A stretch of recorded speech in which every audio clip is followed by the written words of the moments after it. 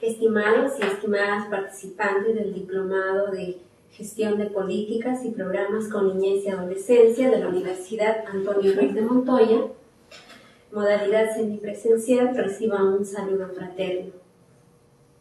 Quien les habla es Sandra Lozano Rodríguez, responsable en esta oportunidad de la asignatura de diseño de programas y proyectos de niñez y adolescencia. Soy comunicadora de profesión, egresada de la maestría en Política Social en Promoción de la Infancia de la Universidad Nacional Mayor de San Marcos. Hace 5 años vengo colaborando con el movimiento de niños, niñas y adolescentes trabajadores aquí en el Perú. También soy colaboradora en la organización Mantoc. En esta oportunidad tengo la responsabilidad de desarrollar junto a ustedes la asignatura de diseño de programas y proyectos con niñez y adolescencia. Una asignatura, como su nombre lo indica, de tendencia más práctica en su desarrollo, pero que necesita de insumos teóricos, los cuales ya han sido desarrollados por mis colegas el semestre anterior. El curso de diseño de programas y proyectos con niñez y adolescencia aborda los conceptos y principales teorías tomadas de la gerencia social para adecuar bajo la perspectiva de derechos y participación protagónica un proceso de diseño de proyectos que permitan a las instituciones públicas y privadas intervenir socialmente con niños, niñas y adolescentes, ampliando sus oportunidades de desarrollo y mejorando sus condiciones de vida. El curso está orientado a identificar los enfoques de desarrollo cuando se abordan los problemas que afectan a los niños, niñas y adolescentes, la comprensión de principios políticos y jurídicos para la formulación de acciones de intervención social y la aplicación de técnicas para la gestión de proyectos sociales que contribuye a modificar situaciones que afectan la dignidad de los niños, niñas y adolescentes. El objetivo general del curso es que el estudiante o el participante, al finalizar el curso, sean capaces de diseñar un perfil de proyecto que responda a los problemas que afectan a los niños, las niñas y los adolescentes, considerando la identificación, comprensión y aplicación de elementos políticos y jurídicos. Por este motivo, se desarrollarán capacidades para conocer y analizar los principios básicos en la formulación de proyectos dirigidos a niños, niñas y adolescentes. Asimismo, aplicar las técnicas e instrumentos para la formulación de proyectos dirigidos a estas poblaciones infanto-adolescentes. En este mes de trabajo, vamos a desarrollar los siguientes temas. Cada semana vamos a desarrollar un tema. La primera semana, es decir, la primera unidad, sería los principios para la formulación de proyectos sociales. La primera unidad desarrollaremos principios para la formulación de proyectos sociales. Considero desde mi punto de vista, desde mi punto de trabajo, desde las acciones que vengo desarrollando, uno de los elementos importantes, teóricos, para la formulación de proyectos sociales están planteados en la Convención sobre los Derechos del Niño. El tema de los derechos humanos o la Convención sobre los Derechos del Niño plantea principios básicos en la formulación de proyectos sociales. Estos principios apuntan a evitar el malogramiento de la dignidad humana. Esto no es otra cosa que la situación de vida generada por la negación de uno o más derechos. Nos lleva a decir que los principios planteados en la Convención sobre los Derechos del Niño tienen por fundamento salvaguardar la dignidad de todo niño, niña y adolescente. Estos son valores necesarios y no negociables. cuando formulamos proyectos sociales destinados a estas poblaciones. No nos olvidemos que los principios que plantea la Convención sobre los Derechos del Niño son principios jurídicos garantistas, o sea, prescripciones no imperativas para cualquier autoridad judicial, administrativa o para cualquier operador social. No nos olvidemos que los principios planteados en la Convención sobre los Derechos del Niño son principios garantistas, prescripciones imperativas que debe tener en cuenta una autoridad política, tiene que tener un administrador de justicia, un operador social, un docente, toda persona que acompaña el proceso de proyectos sociales. En toda formulación de un proyecto social debe tenerse en cuenta los 4 principios que plantea la Convención sobre los Derechos del Niño. En el curso vamos a revisar esos 4 principios básicos para la formulación de proyectos. Ustedes han llevado en el semestre anterior o han revisado estos principios básicos. Uno de ellos es el principio de la no discriminación, el principio del interés superior del niño, el principio de la participación protagónica. Considero que este principio es básico para la formulación o la gestión de proyectos sociales.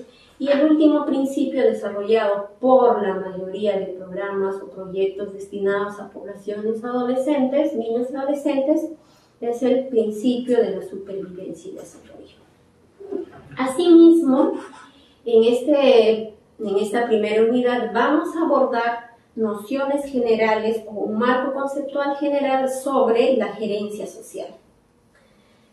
Como ustedes saben, la gerencia social como propuesta académica tiene mayor incidencia en los años 80, cuando se inicia la profesionalización de la ejecución de políticas y programas y proyectos sociales.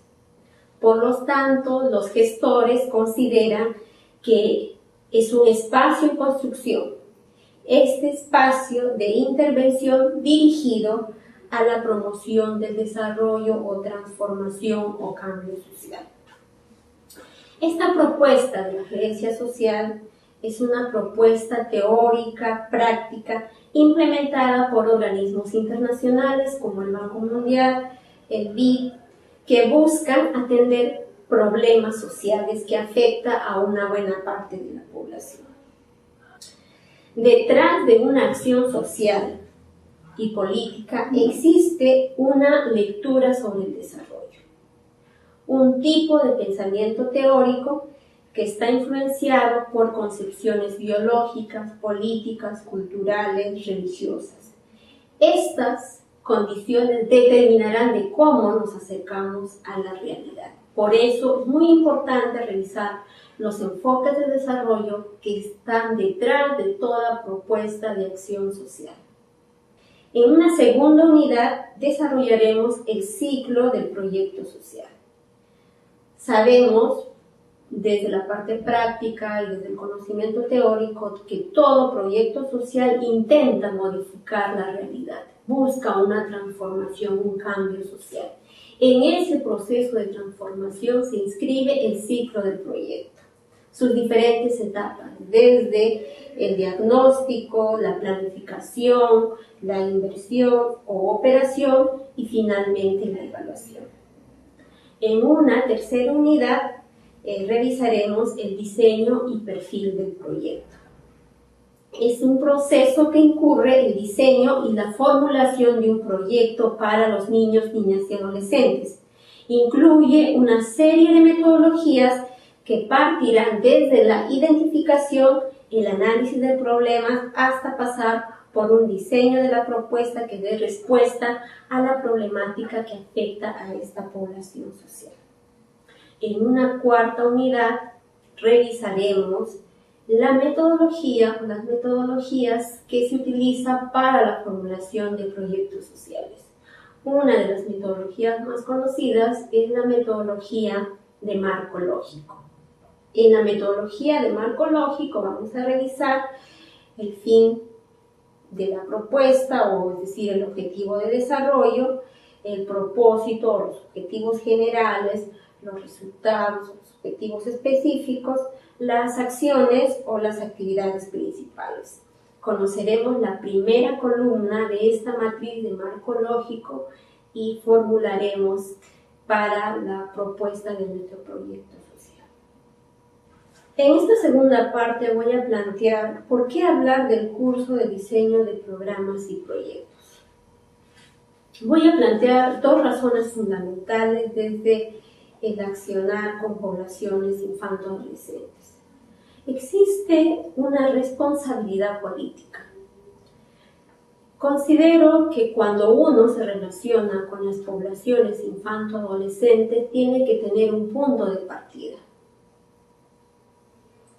Significa que todo programa o proyecto social planteado para la intervención social no tiene que tener un enfoque privativo, subjetivo ni discrecional, sino que tiene que desarrollarse en el marco o de acuerdo a lo acordado entre el Estado, la sociedad y la infancia.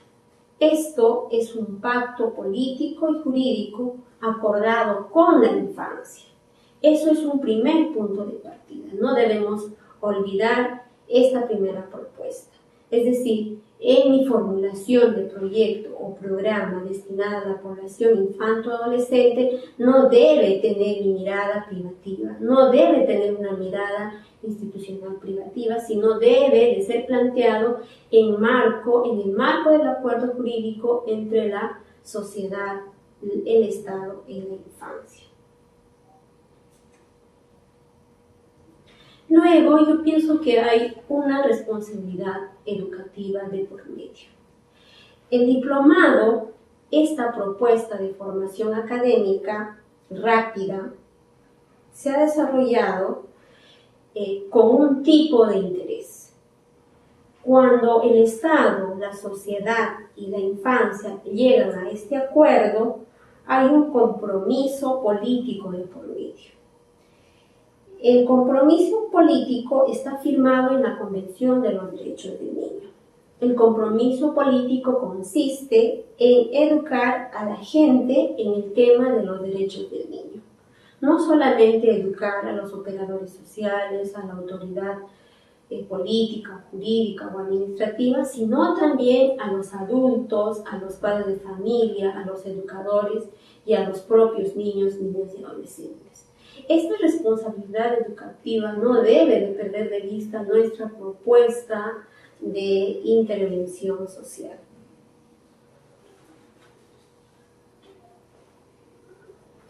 A partir del diplomado, a partir de las acciones que emprendemos para desarrollar propuestas de programas y políticas, deben de tener dos puntos de partida. Ya revisamos. Uno, responsabilidad política, y una responsabilidad educativa. Considero que nuestras actuaciones no deben de ser discrecionales.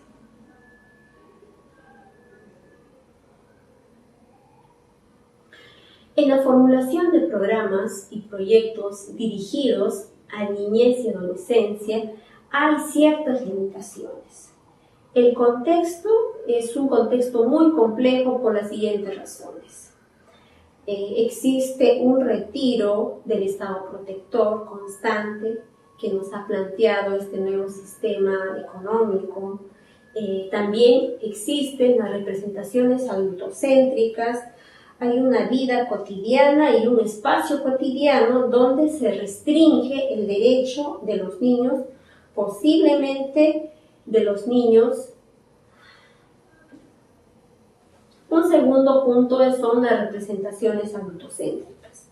Hay una vida cotidiana y un espacio cotidiano donde se restringe el derecho a la participación de los niños, las niñas y los adolescentes.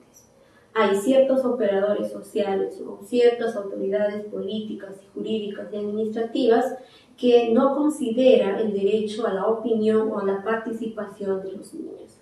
Si actuamos con estos comportamientos, estamos reproduciendo comportamientos ilegales, porque una vez pactado el acuerdo social entre el Estado, la sociedad y la infancia, se supone que deberíamos de actuar desde la legalidad, es decir, considerar la participación de los niños, niñas y adolescentes. El otro elemento importante que limita este actuar social es la falta de voluntad política, que muchas veces limita el garantizar los derechos de las poblaciones infanto-adolescentes. Ahora que el Perú está en constante crecimiento económico, no es justificable el todavía limitar la efectivización de los derechos de los niños, niñas y adolescentes. El otro elemento importante que considero es un desconocimiento formal y sustancial sobre los derechos de los niños.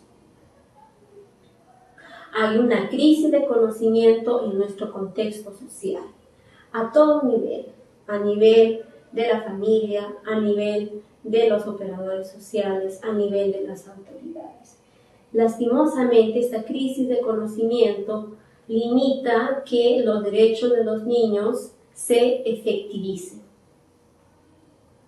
Finalmente, en la relación pedagógica entablada con ustedes, está basada en dos factores fundamentales.